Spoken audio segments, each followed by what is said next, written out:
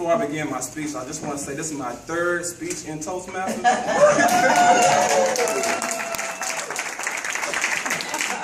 So I have to get used to this. But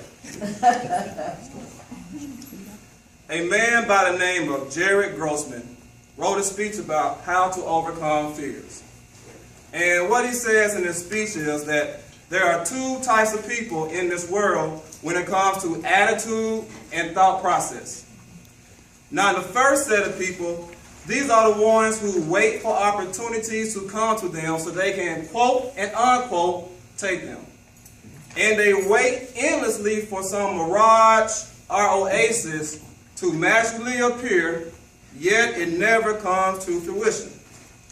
And they end up at a job that they had no intentions being in, doing some minuscule task they had no desire of doing. All because they were not willing to risk it. Now the second set of people, these are the ones who find a way to create opportunities for themselves. These are the ones who make their own luck, so to speak.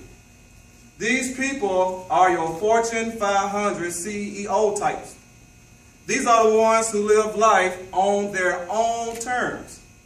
These are the ones who live life like they wanted, that they intended, that they envisioned. Now the difference between the two sets of people comes down to the concept of fear. Fear stands for false evidence appearing real.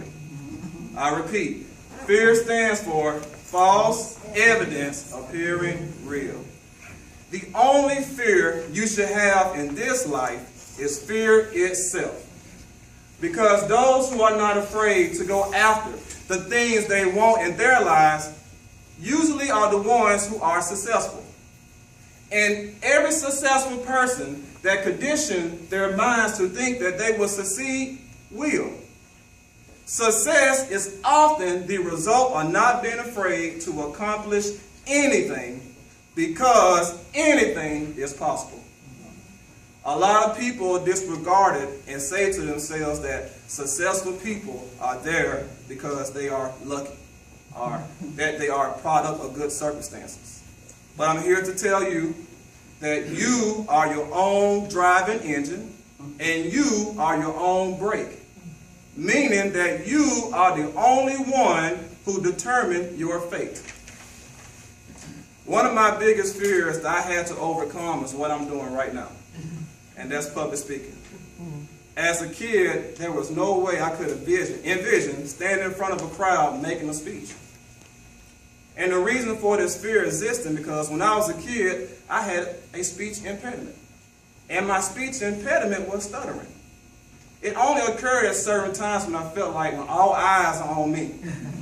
When I was forced to speak out. That's when you would hear it. But what I learned is that at my town in Tupelo, Mississippi, the local library had a summer reading program that offered, if you read 30 books or more, you would get your name in the newspaper. And you also receive a reading certificate. So I was a little kid, I was wanting to see my name in the paper. That was really big for me. And also receive this certificate. So I would go to the library and read at least 5 to 6 books by every 2 or 3 weeks. And repeated that until I got to my goal. But what occurred by reading those books is that I learned that not only did I improve on my comprehension and my fluency, I also improved on my speech problems, my speaking problem. Because when I get to a word where I couldn't say, and I had struggles with it, I will repeat that word over and over and over until I was able to say it clearly, loudly, or in a sentence. And that fear, and that from reading books, I also learned how to take deep breaths in and out to calm my nerves. So reading books helped me with that problem of just pronouncing words out. But that fear of speaking out still existed, and it followed me to my adult years. I realized that as I gotten older, that I have taken lesser roles in my personal life and my professional field because I was scared to speak out. I thought that if I say something out in front of everybody, that same fear of speaking, that anxiety will come back. And I was like that for a while until I got tired of being complacent. Until I got tired of being average. It's when I decided that the only way I can change what's on the outside, the only way I can change my circumstances, the only way I can change my finances and my personal development is to change the person on the inside. So I started to wake up early in the morning before I go to work and read and study and listen to motivational speakers. I would do something every day to help me improve on myself. And what I noticed is, as I have been working on myself, that I have had doors and windows and opportunities open up to me that were not there before. And I know that by being here and sharing my personal story with you, is not only going to continue to help me overcome my fears, but also help you overcome yours. But I want to end my speech with this. Nelson Mandela became president of South Africa after serving 26 years in prison. And in his inaugural speech, he says that our deepest fear is not that we are inadequate. Our deepest fear is that we are powerful beyond measure. It is our light, not our darkness, that most frightens us. Your playing small does not serve the world. For there is nothing enlightening about shrinking so that other people will not feel insecure around you. We are all meant to shine as children do. It is not just in some of us, it's in all of us.